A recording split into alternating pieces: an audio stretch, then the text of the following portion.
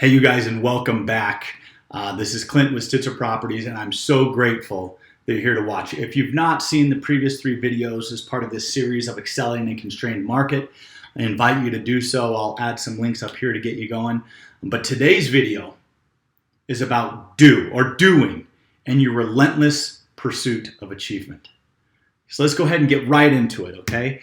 So let's do a quick overview of the steps that we've taken to get here.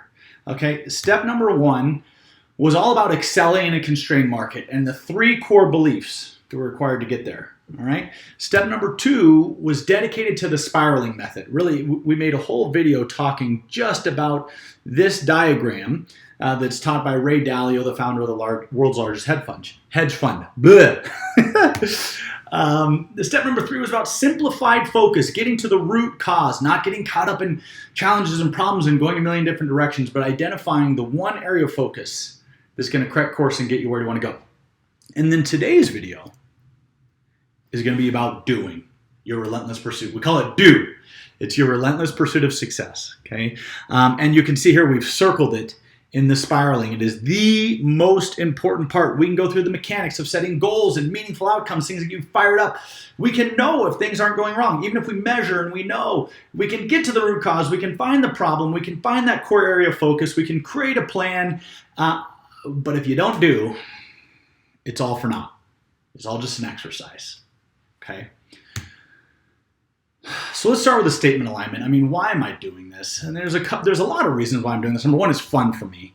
I really hope that you enjoy it. But at the end of the day, you know, this series of videos is not meant to be hype or a short-term jolt in the arm. It's a conversation that's a continuous reminder of and commitment to a mutually beneficial relationship in the market. Here's what I mean. Look, like we know that we're a new company. So we want to add value. We want to add value in a way that gives you comfort in how we operate, what we represent, and hopefully help you do better in your practice. That means when you work with an agent from Stitzer Properties, or you're bringing your clients to purchase a home from one that built our company, our home building company is building, or a listing that we're marketing, that you can be assured of our sincerity in doing things right. Okay? That's my statement of alignment. We're here to add value, and we're here to have a great working relationship in the marketplace, and I hope that these videos help you and help you believe that when we reach out, we're real. All right, now let's get into it. Doing. I wanted to share a quote from my college football coach. His name's John Baxter. John Baxter is one of the best, in my opinion, special teams coaches in college football history. In 2011, he was named Special Teams Coach of the Year. He's been at major schools, Michigan, USC, Fresno State, Iowa State, University of Arizona, and he had a huge impact on my life, and there are certain things that he's done and said that have just run with me forever. And he has one quote that he teaches during kickoff coverage. So kickoff can be the most violent play in the sport of football. A lot of you are watching this may not be into football, may not care about football. That's fine, but I just want to give you a quick overview of this quote. So on a kickoff, basically what happens is we're kicking a football to the most athletic, fast, dangerous offensive weapon that the other team has. Then you have 10 guys looking to block and give that guy as much room as he possibly can to work and make everyone else on the field look stupid.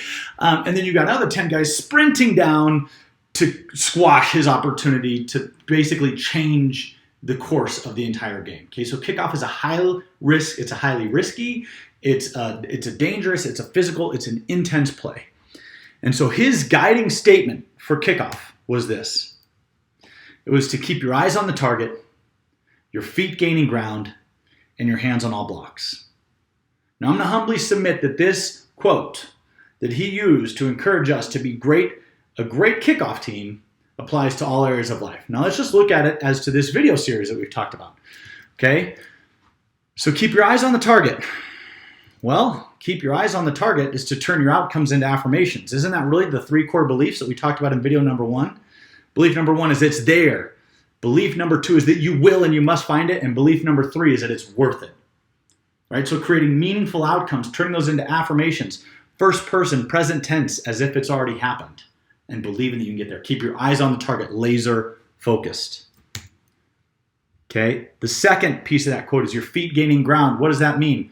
You're always making progress towards your goal regardless of what's happening. really it's constantly spiraling towards success. It's do, measure, adjust, do, right? And if you want to revisit the idea of spiraling, video number 2 is all about that. Your feet gaining ground. Okay, and then number 3 is your hands on all blocks. What does that mean? It means don't allow problems to persist. People, things, situations, shit is going to get in your way. Get to the root cause and move on. Said simply, in a sports play, freaking keep your eyes on the target, your feet gaining ground, never stop, and as things come up, do not allow them to stay. Put your hands on all blocks and get them out of the way. It's a simple quote. It's a powerful quote when you analyze the pieces of how it comes together. So I'm happy to have shared that with you. Even if you're not into sports, I hope that you can align with and use that as a simple way to be determined and to keep you focused on the direction that you ultimately want to go. Okay? So the next question is like, well, that's all good and great, Clint, but what do I do? What am I doing? So in this video, I'm going to propose a couple of thoughts, an approach, if you will, okay? And honestly, it's about them. So we've talked all about you and your mindset and your belief and your actions and how you address problems, but at the end of the day, it's about them. It's about your clients. It's about who you serve.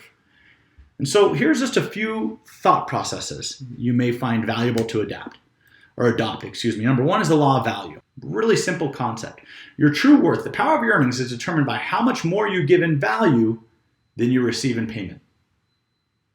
It's never hard to substantiate your earnings if you're giving more value than you are receiving. Make sense? Number 2 is the law of compensation. Your income is determined by how many people you serve and how well you serve them. So when we talk about being consistent in your reach out and your connection with people, the law of compensation is directly tied to how many people you serve and how well you serve them. All right, law of influence. Your influence is determined by how abundantly you place other people's interests first. And so really the law of influence and your ability to influence a lot of people and add more value than you receive is determined by how abundantly you place other people's interests first. Interesting to think about, isn't it? Okay.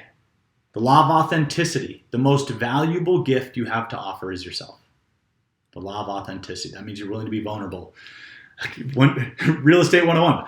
If you don't know the answer to the question, I don't know, but I'm happy to figure it out for you, right? But the law of authenticity means if you can be you and the authentic you in serving people in a way that you are putting their needs first, that you intend to serve a lot of people with that sincerity, and that you're providing more value than you receive in payment, and you can be authentic in your own skin in doing that, you're going to do great, okay? And the last one is the law of receptivity. The key to effective giving is to stay open to receiving. There's a lot of people who reach a certain point of success and suddenly they don't feel like maybe they're worth it, or maybe they deserve it. Oftentimes I watch agents like give away a portion of their commissions or earnings or pay for warranty because they don't feel substantiated in the value that they're offering, so they're not able to receive it. So they feel like, gosh, I feel like I'm doing all this, so I feel like I need to pay something for you, okay? The law of receptivity says the key to effective giving is to stay open to receiving. If you're not allowing yourself to receive in a manner that is commensurate with the efforts that you're putting forth, the ability for you to continue putting forth that effort diminishes, okay? These are laws that help you to have long, sustainable practice. All right, so these are the 5 laws of success from The Go Giver by Bob Berg and John David Mann. It's a great book. They have Go Giver, Sell More. They have Go Giver. They're 100 pages. They're easy reads. They're really, really helpful, okay? So again, this video is about doing. We talked all this about yourself, and now we're talking about, well, what's the approach to doing? What's a way that can make this sustainable, long-lasting? Well, the 5 laws really come into play, especially as a real estate practitioner. So there they are. Hope you found them valuable. Now you don't need to read the book. Just look at those. Okay. Now just imagine. Let's just wave a magic wand and let's enter a dream state. Just imagine what your practice would look like. Or your life. What will your life look like if you program your subconscious to believe that your desired outcomes are your reality? What would it look like if you maintain the courage and faith to proceed regardless of the news or the hottest meme or meme, however the hell you say that, of the day complaining about 2020? What if you chose not to hop on the bandwagon of, oh, 2020, I'm a victim? Sure. Yet there's no doubt in acknowledging that 2020 has created great challenges for our country, our world, our population as people. It is what it is. But what if you just had the courage and faith to proceed for your outcomes regardless of that, as opposed to getting on the complaining bandwagon? Number 3, what is if you relentlessly pursue solutions instead of obsessing over problems? Now, many of you watching this, if you spend the time to watch this, you're probably of the mindset that you already are solution-oriented. But we all have to be true to ourselves and admit that it's easy sometimes to also be obsessed over problems and create limiting beliefs about it. So I know that if you're the type of person that's watched me talk for this long, that you're probably solution-oriented, but you got to acknowledge that problems can tend to dominate our mindset sometimes. So just imagine if you just relentlessly stayed on the solution side. All right, number 4 is you embrace the 5 laws of success and you offered your sincere self instead of having call or conversation anxiety. So this bullet point I wrapped in with another training conversation within our team where people were feeling uncertain on what to say or struggling with making the number of reach outs and contacts and having valuable conversations that needed to have to hit their goals. But what if you just adopted the 5 laws of success and then you offered your sincere self in following those laws? What would that look like? Stack those 4 things and really think, what would your life and practice look like? Now let's talk about some daily actions to achieve what we just talked about. What are the daily actions we can achieve to actually doing? Let's break this down. Let's get tactical. Okay, well, daily action number 1 is write daily affirmations and gratitudes. Okay, why? I'll tell you why. Because your beliefs are like filters for your reality. What you think you become. Okay, attitude of gratitude, program solutions, not problems. Okay, number 2, show up. Stop opening your email first. All right? So often we start our day without intention. So we start by opening the email and then we're just busy responding to everyone else's needs, not really getting anywhere. It's a daily action that's important. Number 3 is write 2 personal notes. Okay, why? Because of the law of influence and authenticity. You're placing other people's needs first. You're saying, thank you, congratulations, I'm thinking of you, and you're doing it in a way that's true to yourself.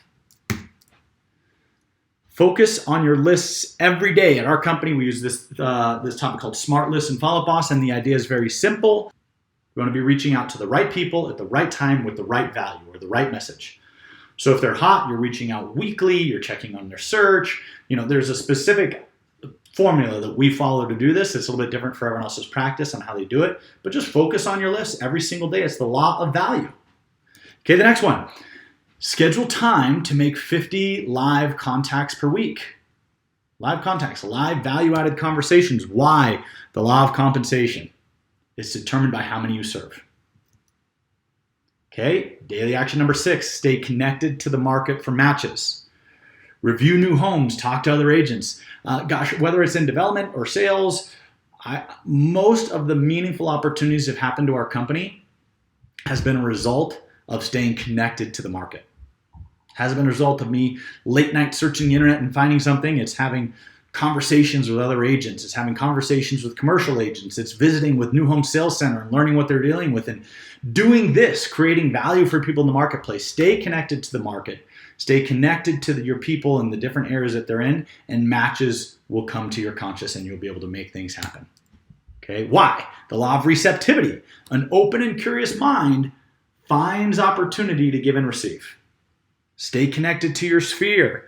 You may find ways to add value to those people's lives and suddenly begin receiving more referrals because of an increased relationship of trust. Okay, and a lot of people might be saying, okay, well, what's next? This is interesting. What's next? With all this, there's probably a more robust plan that's needed. So we're happy to offer a free business planning workshop. We're calling it the Proven Plan to Sell Homes Right Now while building value for your future. Okay, so at this stage, we get into the nitty gritty. We spend a few hours and we really build a specific plan that works for you and your personality. I included a quote here from Ryan. Ryan is a California agent who's moved to Nevada. He had really robust goals and dreams, and we spent a lot of time together with this exact process. We do a workshop, and here's his feedback. So again, thank you so much for watching. I wish you great success in your real estate ventures. Hope to talk to you again soon.